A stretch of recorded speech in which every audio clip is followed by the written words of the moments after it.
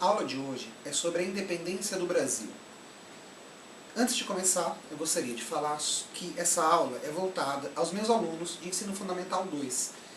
De repente, a pessoa que achou esse vídeo na internet pode achar que ele não é aprofundado o suficiente. É sempre possível a gente ter uma visão mais crítica que é mostrada aqui, e eu sugiro outras fontes alternativas para estar buscando isso.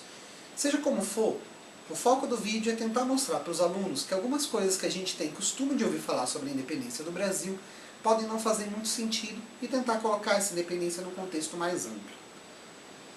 A gente está acostumado a ouvir aquela história de Dom Pedro I, em 7 de setembro, fez a independência, se voltando contra o pai dele, Dom João VI, rei de Portugal.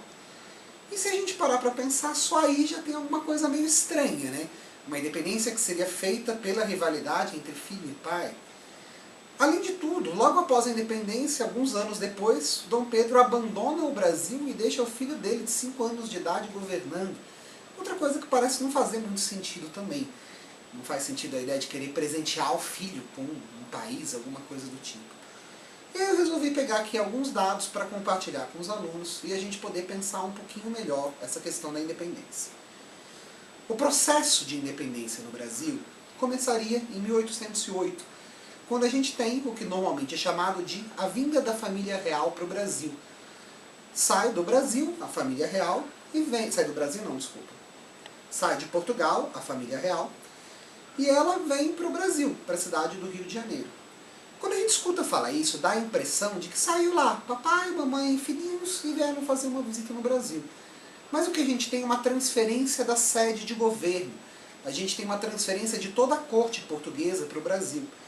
Foram um total de 16 navios portugueses, mais 4 navios ingleses, e a gente tem uma média de 15 mil pessoas que saem de Portugal para vir para o Brasil. Só para a gente poder ter uma ideia, Lisboa, que era a capital de Portugal na época, tinha 250 mil pessoas. O Rio de Janeiro por volta de 40 mil habitantes. Ou seja, a gente tem uma quantidade muito grande de pessoas para a época, que seria toda a sede do governo, que sai de Portugal e vem para o Brasil. Isso tem um contexto. Portugal estava sendo atacado pelo Napoleão, um grande conquistador que aumentava o seu poder por toda a Europa. E, vindo a família real para o Brasil, a gente já tem uma série de mudanças que faz o Brasil pouco a pouco deixar de ser colônia. Por exemplo, em 1810, a gente tem abertura dos portos. Uma das principais regras para um local ser uma colônia é que esse local não possa comercializar com outros países. Ele comercializa apenas com a metrópole dele. E no caso, não fazia sentido a família real, tendo a sede dela aqui no Brasil, que continuasse o pacto colonial. E a gente tem uma série de medidas que vão transformando o Rio de Janeiro na capital desse império.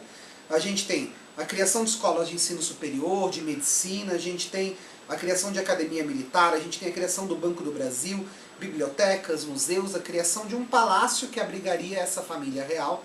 Ou seja, a gente tem uma estrutura de capital no Rio de Janeiro. A gente não tem simplesmente a vinda de uma família, a gente tem uma estrutura de capital sendo criada e que se demonstra muito clara quando nos anos seguintes, em 1815, o Brasil já passa oficialmente a não ser mais colônia e a gente tem o Reino Unido de Portugal, Brasil e Algarves. Esse Reino Unido de Portugal, Brasil e Algarves era comandado pela mesma família real que comandava Portugal. Ou seja, aí a gente não tem processo de independência nenhum. O que a gente tem é, no momento em que é muito perigoso estar na Europa, no momento em que vários reinos caíram sob o poder do Napoleão, o Brasil ele passa a ser a sede do Império Português, tendo aí as colônias de Portugal e tendo também a região de Portugal. Acontece que no final das contas, Portugal não é tomado pelo Napoleão. O Napoleão é vencido na Europa. E acontece um processo de que Portugal passa a ficar de alguma forma sob controle inglês. Os ingleses que apoiaram a família real a vir para o Brasil, que eram os grandes aliados de Portugal, e que receberam o comando de Portugal para ajudar a organizar a luta contra o Napoleão, acabam ficando com o controle do reino português. A família real continua aqui, mas óbvio, reivindicando o direito de poder voltar para Portugal. E aí acontece um outro fenômeno em Portugal, a partir de 1820, que é a chamada Revolução do Porto, ou Revolução Liberal. Grupos em Portugal, que não eram financiados pelo rei que estava aqui no Brasil, grupos em Portugal, a burguesia de Portugal, começa a criar um exército, começa a criar um levante popular, e com essas duas coisas eles conseguem tomar o poder em Portugal. A gente tem isso em dois momentos, começa na cidade de Porto e depois vai para Lisboa, que era a capital, e cria-se uma monarquia parlamentar em Portugal.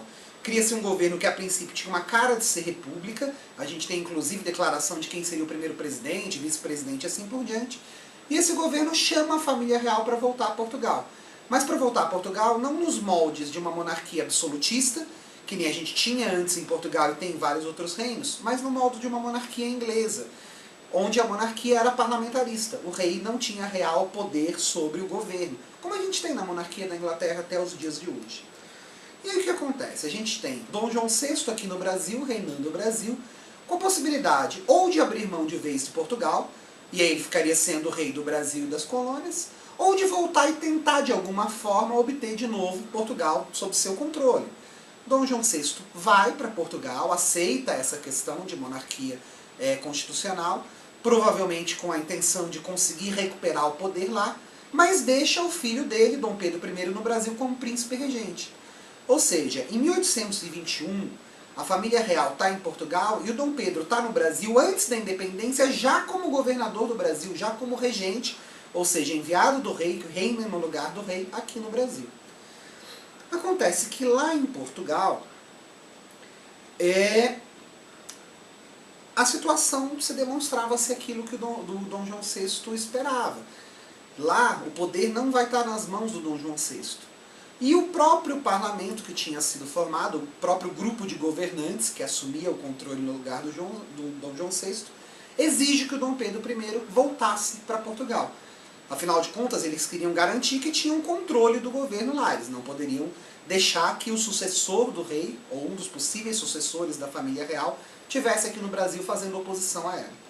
E o governo de Portugal chama que o Dom Pedro volte, exige que não exista mais a regência aqui no Brasil, mas que o Brasil passe por um processo de recolonização. Por que recolonização?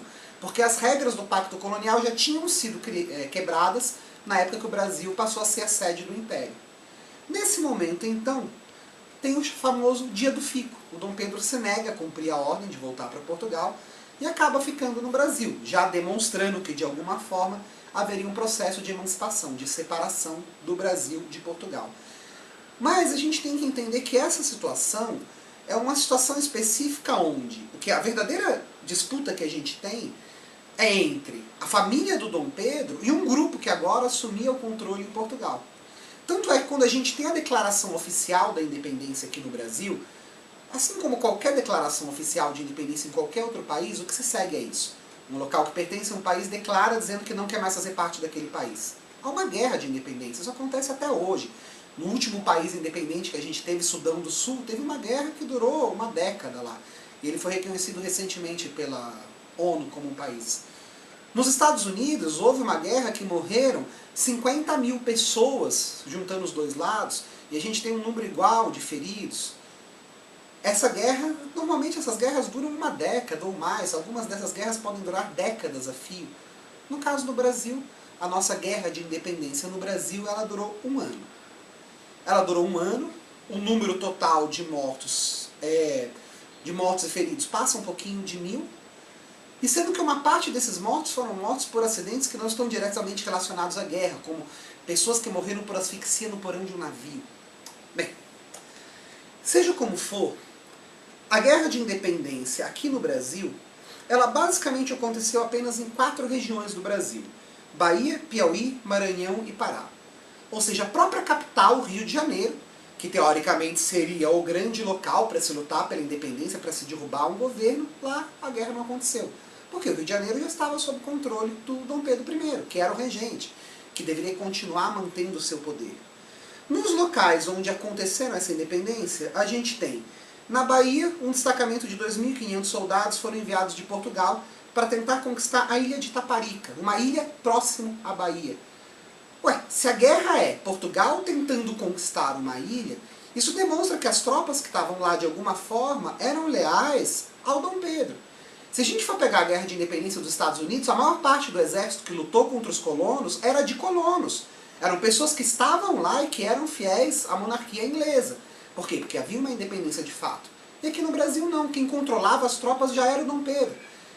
E A monarquia de Portugal, monarquia constitucional, ela tentava de alguma forma recuperar e não teve força suficiente para isso.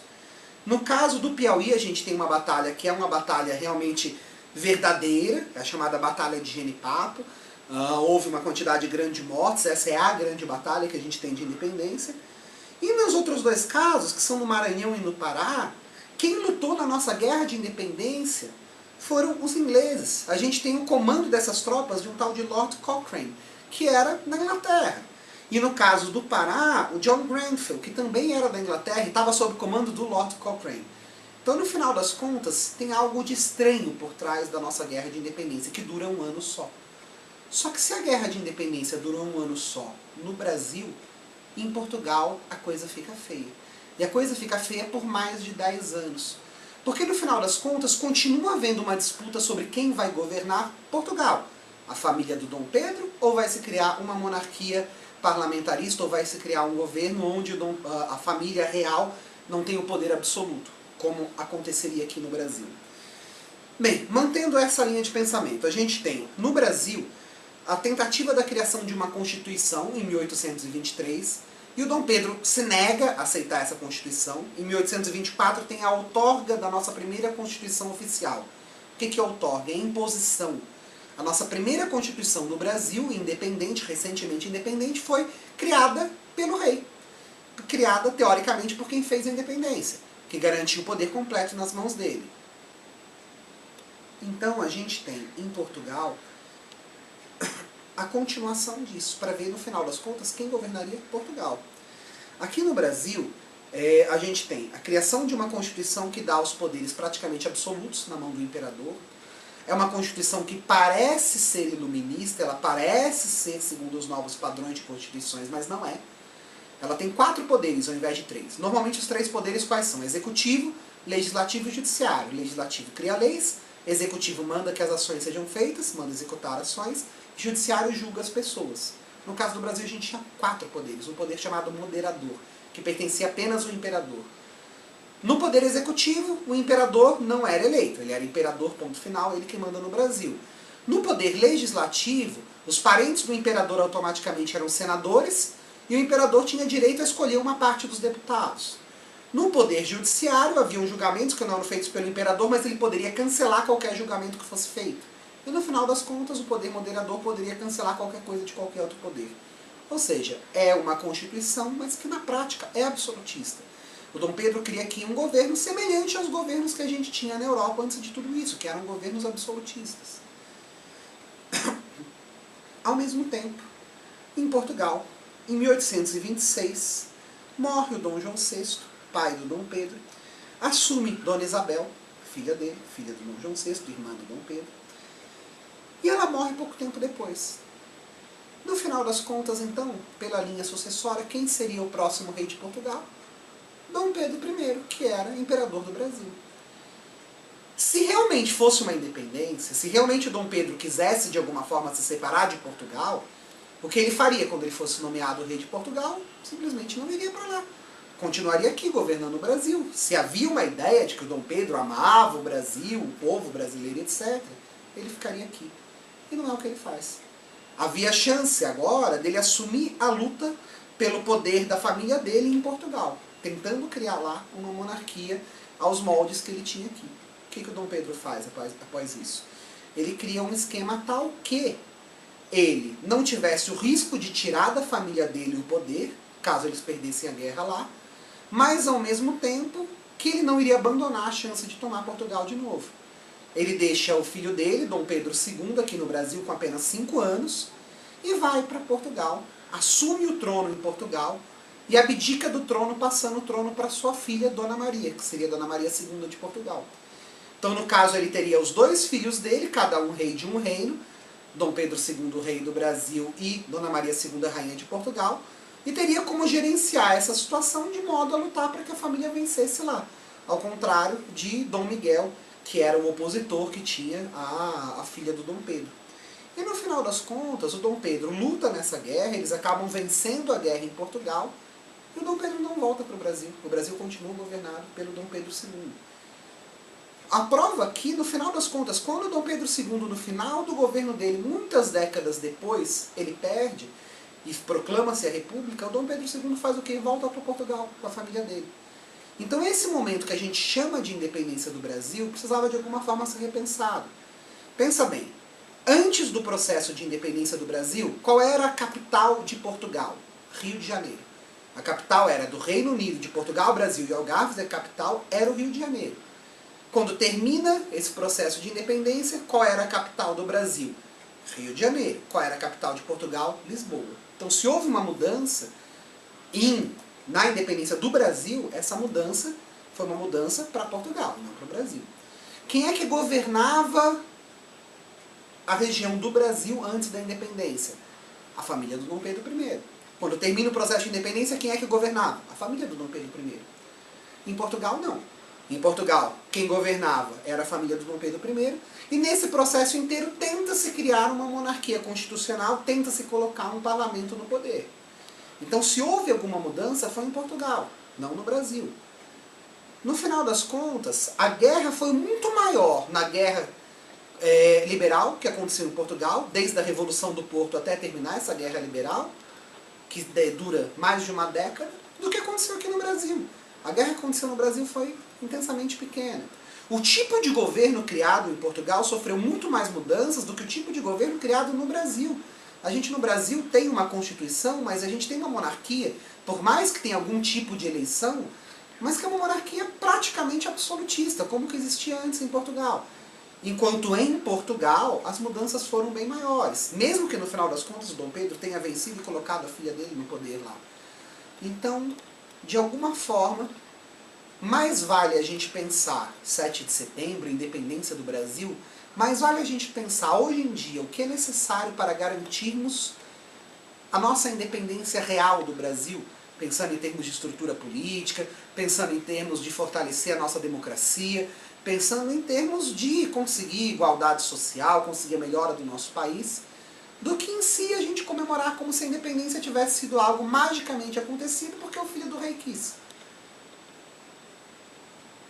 Se não houve uma guerra de independência tão terrível com a morte de muita gente, a gente tem uma quantidade muito grande de mortes que vão acontecendo em vários processos depois na história do Brasil e que de alguma forma mostram uma luta por uma independência talvez mais real. Logo após a independência do Brasil mesmo, a gente teve revoltas dentro do Brasil que tentaram criar aqui um governo que não fosse absolutista. A gente tem, por exemplo, Frei Caneca. Ele é um dos personagens que luta para tentar criar no Brasil recém-independente um governo que fosse do povo mesmo. Com a saída do Dom Pedro I indo para Portugal e o filho dele ficando no poder, era muito novinho, então a gente tem um período de regência até ele assumir de fato, a gente tem uma série de revoltas no Brasil colonial. Uma série de locais que tentavam fazer independência de fato, para tirar o poder daquela família real. Então, não é que o nosso povo simplesmente não luta. Parece, pelo que ensino, como se o povo não servisse de nada. Simplesmente tivesse uma família real que decidisse tudo. Mas o povo está por trás desse processo, o povo tem voz histórica, só que essa luta não acabou ainda. É uma luta que a gente faz a cada dia na nossa vida.